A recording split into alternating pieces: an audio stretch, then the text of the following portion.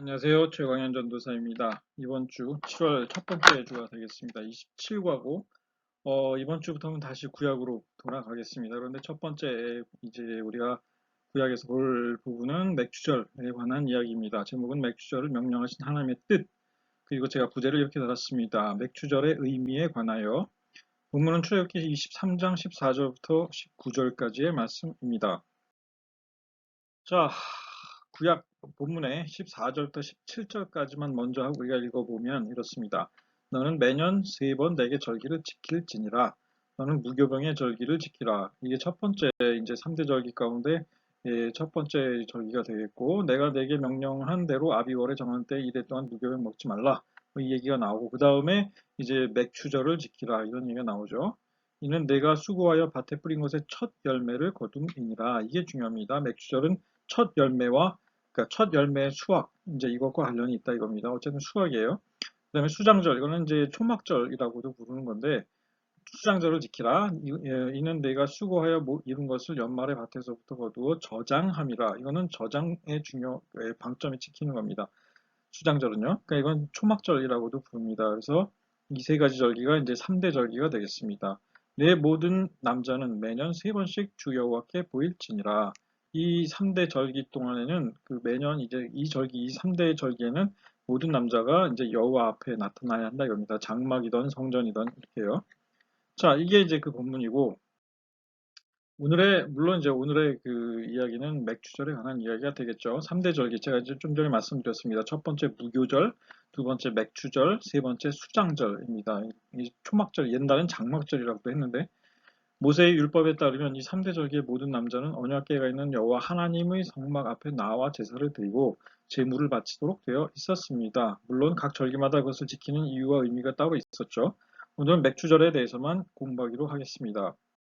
자, 우선 이 절기들의 이 한국식 이름에는 문제가 조금 있어요. 한자어로 이름이 지어졌는데 이름만 가지고는 그 뜻을 파악하기가 쉽지 않죠. 무교절, 뭐 수장절 그냥 막 들으면 이게 뭐 하는 절기냐, 이제 무슨 뜻이 있는 절기냐 잘 쉽진 않습니다. 같은 절기가 다양한 이름으로 일컬어지기도 하거든요. 무교절은 당연히 6월절 이제 중에 있는 절기고 그래서 6월절, 무교절 뭐 왔다 갔다 합니다. 뭐 그렇기도 하고 그다음에 뭐 수장절 아까 제가 말씀드린 대로 초막절이라 하기도 하고 장막절이라 하기도 하고 이제 옛날엔 그랬어요. 지금 이제 초막절로 통일된 것 같은데 근데 이제 이 수장절도 여기 나옵니다. 그리고 맥추절 이 명칭에 대해서는 좀 논란이 있습니다. 그러니까 이게 이제 번역상의 문제이긴 한데 그래서 저도 이제 고민을 좀 하다가 어차피 맥추절에 관한 말씀이기 때문에 이거를 반드시 이제 오늘은 짚고 넘어가야 되겠다. 이제 이런 생각이 들었습니다. 그래서 여러분들께 말씀을 드릴게요. 자, 맥주절 명칭에 관해서 먼저 말씀을 드리겠습니다. 맥주절 하면 보리 수확의 절기. 보통도 이렇게들 많이 생각을 하죠. 저도 뭐 이렇게 생각했죠. 과거에. 근데 이제 잘 보면 그게 아니다 이겁니다. 물론 이제 아주 틀린 말은 아닌데 이제 보리 수확의 절기, 보리. 그러니까 대부분 짐작하시겠지만 출애굽기 23장 16절의 맥추절이라는 이름은 보리 수확의 절기라는 뜻으로 들리긴 들려요. 일반적으로 보리를 뜻하는 맥자가 들어있기 때문에 그렇습니다. 근데 물론 틀린 말은 아니에요. 그 이유를 제가 설명을 드리겠습니다.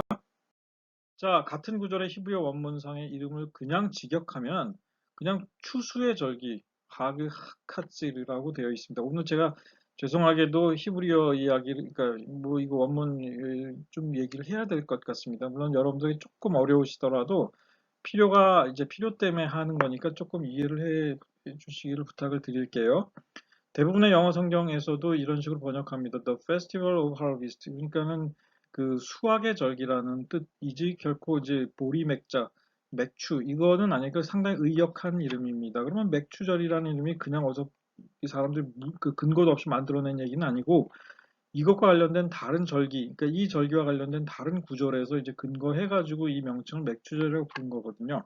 자, 일단 출애굽기 34장 22절에서도 이 맥추절에 관한 이야기가 나옵니다. 여기서는 77절이라고 부르기도 했고 맥추의 초실절이라고도 일컬어졌는데 물론 우리말로 그렇게 번역한 거예요. 그러니까 34장 22절을 보면 77절 곧 맥추의 초실절을 지키고 그래서 여기에서 맥추절이라고 이제 이름을 붙인 겁니다. 그래서 오늘 본문의 22장 본문에서는 사실 맥추절이라는 말이 나오지는 않는데 그냥 추수의 절기 이렇게만 했는데 그냥 이걸 우리가 우리말 성경에서는 맥추절 이렇게 부른 겁니다. 근데 어쨌든 중요한 거는 이 맥추절은 추수와 관련된다. 여러분들이 이것만은 기억을 해 두시기를 바라겠습니다. 자, 넘어갈게요. 맥주의 초실절. 그러면 맥주절은 맥주의 초실절을 줄임말이라고 생각해 볼 수도 있는 건데, 그렇죠? 그럼 이 뜻은 도대체 뭐냐? 이겁니다. 우리말 성경에 맥주절이라는 하는 명칭 34장 22절에 나오는 맥주의 초실절이라는 표현에서 비롯된 것이죠. 근데 이 부분을 한번 직역해 보겠습니다. 메하게 샤브옷 아셀레하 비크레이크스 헤틴 이렇게 되어 있습니다. 근데 이제 이걸 직역한다면 그리고 밀수학의 첫 소산을 들여서 칠칠절을 지켜라. 이런 뜻이에요. 밀수학의 첫 소산을 들여서 칠칠절, 다시 말해서 맥주절을 지켜라 이겁니다. 그런데 보면 보리가 아니고 밀로 돼 있어요. 히팀이 보리가 아니고 밀입니다. 여기서 밀이에요. 분명히 밀로 되어 있습니다. 자, 이거 어떻게 해야 되냐? 맥주는 밀수학, 초실은 첫 소산을 뜻하죠. 초실, 뭐죠? 초대교회 할 때 처음 할 때 이제 처음 초죠. 그 다음에 실은 과실 열매 실자입니다. 그래서 첫 소산에 해당되는데 여기서 초실절이라는 명칭은 원문에 존재하는 말은 아니고 의역된 단어입니다. 이것도 마찬가지예요. 원문에 나오지 않는 단어예요. 첫 소산을 뜻하는 초실은 존재한다고 볼 수 있겠지만 분명한 것은 맥주절이 보리 수확이 아닌 밀 수확과 관련된 절기라는 것입니다. 다시 반복해 말씀해 드릴게요. 분명하게 원문에서 나오는 것은 맥주절은 보리 수확이 아닌 밀 수확과 관련된 절기다. 자, 그러면 질문이 떠오르죠. 왜 우리말 성경에서는 헷갈리게 맥주절이라고 불렀을까? 옛날에 구약 성경을 우리말로 번역하신 우리 조상들께서는 밀수학의 절기를 맥추절이라 번역을 했습니다. 그리고 이 명칭이 바뀌지 않고 지금까지 사용되고 있어요. 그럼 왜 우리 믿음의 조상들은 이 구약 성경을 번역할 때 이거를 갖다가 맥추절이라 번역했을까? 우리는 보리를 생각하잖아요. 이유가 있습니다. 우리 조상들은 한자에 익숙하신 분들이었고 밀은 한자로 소맥이라 불렀습니다. 보리는 대맥이라 했고요. 근데 사실 우리나라 문화권에서는 이 보리 이거는 좀 그래도 꽤 먹지만 대맥 소위 말해서 보리 대맥은 좀 먹지만 소맥은 잘 안 먹잖아요. 뭐 물론 옛날에 우리나라에서 뭐 이제 메밀 같은 건 우리나라 생산합니다만은 옛날에는 이제 우리가 흔히 빵 만들어 먹는 그 밀은 이제 생산이 안 됐잖아요. 소맥이라고 불렀던 거. 거기에다가 이제 가을 이 추자에는 추수하다라는 의미가 있는데 따라서 맥추절이라는 명칭이 틀렸다고 말할 수는 없습니다. 그러니까 조금 더 정확하게 말한다면 소맥주절인 것이죠. 그러니까는 밀수학의 절기다. 밀수학과 관련된 절기다라는 뜻에서 정확하게 한자어로 말한다면 소맥주절이 맞습니다. 근데 다만 그냥 이걸 줄여서 옛날 조상들은 맥주절이라고 한 거죠. 맥주절이라고. 어쨌든 분명한 것은 맥주절의 맥은 보리가 아니고 밀이라는 사실입니다. 사실 많은 분들이 맥하면 무조건 보리만 생각하시는데 그게 아니다 이거예요. 여기서 말하는 맥은 밀이다 이겁니다. 사실 많은 분들이 보리로 오해하죠. 이스라엘에서 보리, 대맥도 나오긴 합니다. 하지만 중요한 거, 예를 들어서 룻기 2장 17절에 나오는 거기 그 이제 수확하는 이제 절기에 나오는 그 곡식은 보리예요. 세오라 이겁니다. 그러니까 이제 복수형의 세오림이죠. 근데 실제로 대맥인 보리입니다. 하지만 맥주절의 맥은 보리가 아닌 밀이에요. 밀입니다. 그리고 이스라엘 사람들이 주식으로 삼았던 것도 보리가 아니라 밀이었습니다. 그 사람들 빵 만들어 먹었으니까. 이제 성경에서 물론 떡 이렇게 번역하기도 했죠. 이제 우리의 옛날 이제 우리 조상들. 자, 맥주절의 또 다른 이름 77절. 요거 간단하게만 언급합니다. 맥주절의 또 다른 이름이 바로 77절인데 히브리어로 하가하슈아봇입니다. 이제 나중에 이게 그 오순절, 신약 성경에서는 오순절이 되는 거죠. 신약 성경 펜타코스테라는 이제 그 헬라어 그거를 갖다가 이제 헬라어로 펜테코스테라고 했는데 이건 이제 오순절이라고 우리말에서는 번역을 했어요. 그러니까 77절 이게 사실 오순절 이제 신약에서 오순절이 됩니다. 이 말의 뜻은 뭐냐면 주들의 절기, The Festival of Weeks라는 뜻인데 또는 7주의 절기라니까 7주의 절기가 사실은 직역이에요. The Festival of Seven Weeks라는 뜻입니다.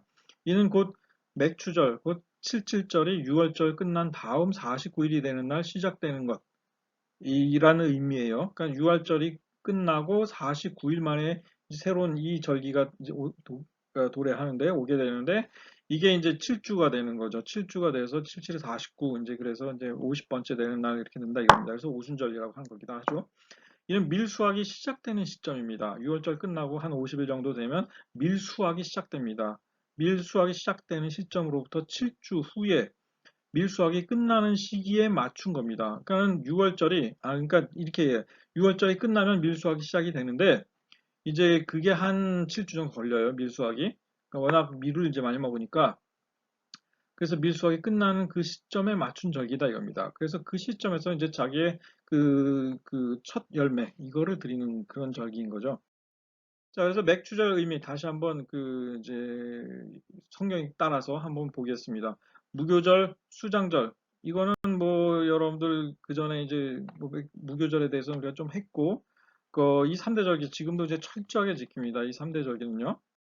자, 일단 무교절은 간단하게 애굽 노예 생활에서 탈출한 사건, 즉 출애굽을 기념하는 절기입니다. 이 3대 절기 가운데 가장 엄숙하고 종교적인 분위기가 되게 강해요. 굉장히 엄숙해요. 그러니까 굉장히 그런 의식 같은 거 많이 합니다. 실제로 저는 이제 이스라엘에 오래 있었으니까 무교절, 그다음에 이 수장절, 그다음에 맥주절에 뭐 하는지 다 봤잖아요.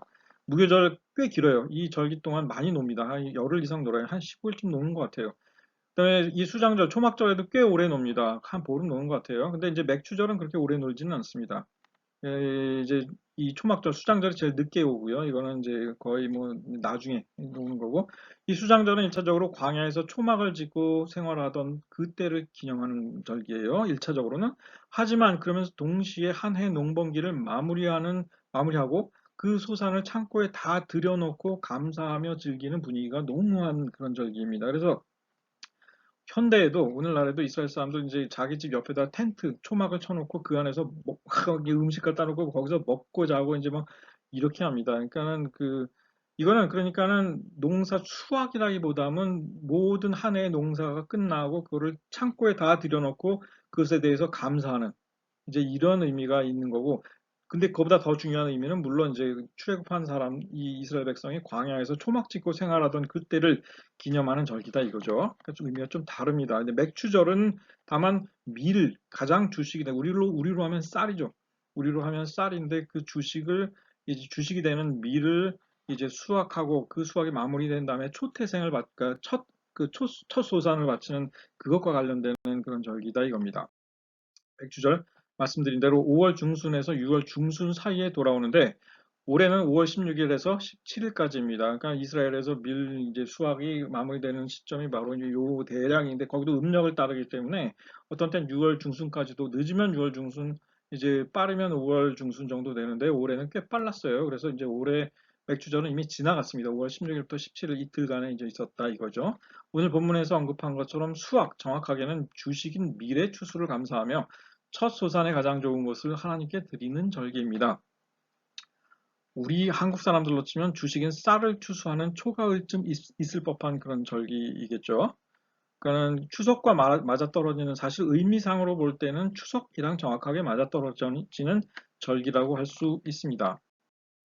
자, 이제 우리나라에서 논란이 있어요. 그죠? 우리가 이제 우리나라 교회들에서 지키는 추수감사절은 사실 성경에서 나온 절기가 아니잖아요. 미국 교회의 이제 추수감사절 전통을 받아들여서 보통 11월 달에 오는 경우가 많습니다. 꽤 늦어요. 그래서 그전에도 이제 우리나라 그 교회들에서 추수감사절을 왜 우리가 이제 미국 교회의 전통을 물론 그걸 통해서 우리가 추수감사를 지키긴 시작했지만 우리나라 추석하고도 날짜가 안 맞는다. 이제 이런 이야기 있어서 우리나라 추석에 맞추자 이런 주장도 있었습니다. 자, 그런데 오늘 여러분들이 이 맥주절에 관해서 보시면 정확하게 이스라엘 구약 시대의 이스라엘 백성들이 지킨 그 절기 가운데 맥주절이 정확하게 추수감사와 이제 직결되게 되어 있습니다. 어쨌든 성경적 의미를 만약에 우리가 추수감사절의 성경적인 의미를 찾는다면 맥주절에서 찾는 것이 정확합니다. 모든 의미에 있어서 그러니까 주식인 우리는 주식인 쌀이잖아요. 그러니까 그것을 이제 추수하는 그 시점에 맞는 건데 어쨌든 오늘의 본문 출애굽기 23장 16절은 맥주절의 의미를 이렇게 설명하죠. 맥주절을 지키라. 이는 내가 수고하여 밭에 뿌린 것의 첫 열매를 거둠이니라. 이렇게 되어 있습니다. 그러니까 결국은 추수예요. 맥주절은 무조건 추수입니다. 그러니까 정확하게 추석 혹은 추수감사절이랑 정확하게 일치하는 그런 절기를 할 수 있겠죠. 맥주절에 그러면 이스라엘 백성들은 뭘 행했느냐? 신명기 16장 9절에서 12절에 보면 맥주절에 행할 일을 이렇게 말합니다. 일곱 주 셀지니 곡식의 낫을 대는 첫날부터 일곱 주를 세어서 6월절 끝나자마자 곡식 낫에 이제 추수를 시작해요. 그래서 일곱 주 동안 추수가 이제 끝이 나는데 내 하나님 여호와 앞에 칠칠절을 지키되 맥주절이죠. 내 하나님 여호와께서 내게 복을 주신 대로 내 힘을 헤아려 자원하는 예물을 드리고 첫 번째는 여호와 하나님 앞에 이제 내게 복 주신 대로 너가 예물을 얼만큼 드리겠다 결정해서 드려라 이겁니다. 그러니까 예물을 하나님께 드리는 거예요. 첫 번째 감사의 예물입니다. 두 번째 너와 내 자녀와 노비와 내 성중에 있는 레위인과 및 너희 중에 있는 객과 고아와 과부가 함께 내 하나님 여호와께서 자기의 이름을 두시려고 택하신 곳에서 내 하나님 여호와 앞에서 즐거워할지니라 이렇게 되어 있습니다. 너는 애굽에서 종되었던 것 기억하고 이 규례를 지켜 행할지니라. 자, 맥주절에 행할 이겁니다. 첫 번째 하나님께 복 주신 그 이제 소산의 복을 주신 하나님께 감사하는 예물을 드리고 두 번째는 내 자녀 및 이웃, 노비 모든 내 주변에 있는 그 사람들, 내 이웃과 아까 폭넓게 이제 넓은 의미의 이웃이죠. 내 이웃과 함께 여호와 앞에서 이 절기를 즐거워하며 함께 음식을 나누고 이렇게 즐기라 이겁니다. 그렇죠? 여기에는 근데 이 노비, 뭐 레위인들이 이제 땅이 없기 때문에 어려워요. 그러니까 그다음에 고아, 과부, 그러니까는 굉장히 사회적으로 좀 이렇게 낮은 사람들, 힘든 사람들, 어려움에 처한 사람들, 경제적으로 쪼들리는 사람들 이런 사람들 초청해가지고 같이 즐기라 이겁니다. 왜? 너희도 과거에 종이었지 않느냐? 이제 이걸 기억하라 이거죠. 그러니까 하나님께서 복 주신 대로 힘껏 예물을 드리고 이제 자녀, 노비, 성읍사람, 레위인 이런 이제 같이 나누고 이제 이겁니다. 오늘날 추수감사절의 성경적 근거와 의미를 찾는다면 바로 이 맥주절과 관련된 구절들이 정확하게 그 해답이 된다 이겁니다. 여러분들 근데 잘 보세요. 나중에 예수님께서 이제 그 구약의 모든 것을 딱 그 두 마디로 요약하셨죠. 와서 모세율법 뭡니까? 뭘 하면 됩니까? 했을 때 딱 두 가지만 얘기합니다. 구약의 요약이에요. 모세율법의 요약입니다. 뭐냐? 하나님을 사랑하라. 그리고 내 이웃을 내 몸처럼 사랑하라. 정확하게 이겁니다. 맥주절에 행할 일 바로 그겁니다. 하나님을 사랑하라. 내게 복 주신 대로 감사함으로 하나님께 예물을 드릴까? 그 다음에 두 번째는 내 이웃을 내 몸처럼 사랑해서 그들과 그 소산을 함께 나누라. 이겁니다. 즐겁게 마시라. 먹고 마시고 그렇게 해서 그들과 함께 기쁨을 이제 함께 나눠라. 이제 이런 의미가 되겠죠. 자, 여기까지가 사실은 맥주절에 관한 이야기이고 오늘 주어진 본문의 짜투리는 좀 흥미로운 전혀 다른 얘기가 나옵니다. 뭐냐? 출애굽기 23장 19절 보면 염소 새끼를 그 어미의 저주로 삼지 말라 이런 구절이 나오는데 사실 이거는 맥주절이랑 별 의미는 없는데 물론 이제 염소 새끼를 맥주절에 그 제물로 드릴 때에 그래서 이제 그걸 제물로 드리고 같이 이제 이웃들과 이렇게 먹고 마시고 이제 나눌 때에 이제 이런 일이 생길까봐 이 구절이 들어간 것 같아요. 이 율법이. 이게 무슨 소리냐? 염소 새끼를 그 어미의 저주로 삼지 말라. 오늘 본문 가운데 제일 마지막 절에 아주 특이한 내용의 말씀, 바로 이것입니다. 처음 거둔 열매 가장 좋은 것 밭이라는 말씀과 더불어 염소 새끼 그 어미의 젖으로 삼지 말라.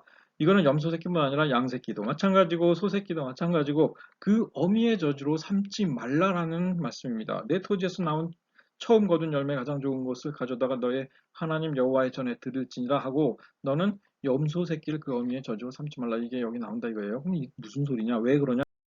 첫 열매를 가지고 여호와의 택하신 곳 성전 이제 혹은 이제 성막 이런 데 예물 드리고 이게 나눌 때 이유 이게 우리가 생각해 봐야 하는데 정확하게 그 이유는 성경에 나와 있지는 않습니다.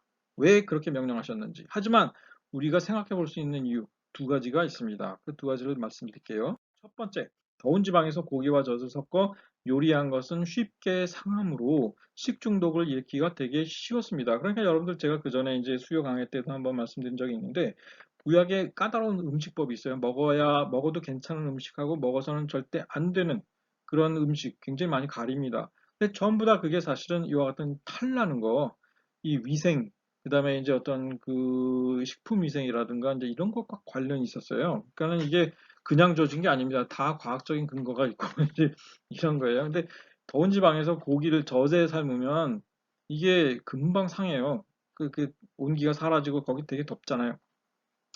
오늘날 이제 우리가 뭐 설렁탕 같은 거 이제 뭐 아니면 뭐 이런 거 시키면 이제 거기에 우유 같은 거 이제 섞어서 주는데 고소하잖아요. 그 우유 섞으면 맛있다고. 그러니까 그런데 그러니까 우리는 뭐 그래서 뭐 예를 들어 햄버거 집 가면 치즈버거 같은 거 이제 주문하면 거기 고기랑 그 이 치즈 유제품 같이 섞여 나오는데 이제 뭐 그러니까 지금은 이스라엘 그런 것도 안 먹어요. 절대 그런 거 안 먹습니다. 그다음에 두 번째 이유, 비록 짐승이라 할지라도 그 생명을 취하고 음식으로 삼을 때는 지켜야 할 바가 있는 건데 사람 못지않은 어미와 새끼 사이의 본능적인 끈, 짐승에게 또 있어요. 그러니까 진짜 그렇지 않습니까? 어미와 새끼 사이의 본능적인 끈을 존중하라는 거죠.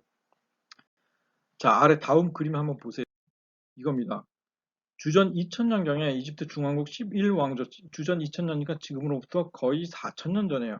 이 한 11왕조의 한 그 왕의 왕비의 그 관에 이제 이런 그림이 새겨져 있었는데, 그러니까 왕비니까 아마 이런 그림을 새겨놓은 것 같아. 근데 보면 그 암소가 있습니다. 암소 밑에서 젖을 짜고 있어요. 한 사람이. 근데 암소의 얼굴을 보세요. 눈을 보세요. 눈에 막 그냥 큰 눈물을 막 흘리고 있습니다. 암소가. 왜 암소가 눈물을 흘리고 있을까요? 그 아래 보시면 거기 그 송아지가 있어요. 새끼 송아지가. 근데 새끼 송아지 머리 쪽을 보세요. 새끼 송아지의 머리가 지금 끈으로다가 해가 줄로다가 어미의 다리에 묶어 놓았습니다. 그러니까 새끼 송아지가 먹어야 할 젖을 사람이 지금 짜내고 있잖아요. 사람이 먹으려고 젖을 뺏어가는 거라고. 그러니까 새끼 송아지가 자기도 내 젖 왜 가져가냐 가가지고 귀찮아요. 방해하면 귀찮으니까 거기다가 새끼 송아지 묶어 놓고 젖을 사람이 도둑질해 가는 도둑질해 가는 겁니다. 그러니까 이 암소가 너무 슬프고 자기 새끼 먹여야 할 젖을 사람이 다 짜가니까 슬퍼가지고 우는 거. 그러니까 4천년 전에 이집트인들도 이 암소의 이 모성애 이거를 알고 있었다 이겁니다. 그러니까 이렇게 표현을 해 놓은 건데 이 모성애를 무시하지 말라는 거죠. 고대인들도 다 알고 있었습니다. 다 알고 있었어요. 자, 이게 아무리 우리의 이 음식이 되는 이 미물이라 할지라도 짐승이라 할지라도 그 모성애를 무시하지 말라는 얘기죠. 최소한의 예의는 갖춰라 이겁니다. 우리의 음식에 대한 예의를 갖추라 이거죠. 암소의 젖을 짜 먹으면서 새끼 것을 빼앗아 먹는 건데 최소한 미안함을 느껴라. 이런 의미도 될 수 있는 거고 그런데도 불구하고 새끼의 고기를 갖다가 그 어미의 젖에 삶는다. 이거는 그 모성애를 짓밟는 그런 행동이다. 하지 말라 이겁니다. 그러니까 이제 이런 뜻이 있을 수 있다 이겁니다. 그래서 새끼의 고기를 갖다가 송아지 고기를 이제 혹은 그 염소 새끼를 그 어미의 젖에 삶지 말라 이제 이런 그런 의미가 되는 거죠. 그래서 먹고 배탈 나면 너 벌 받는 거야. 이렇게 할 수 있는 건데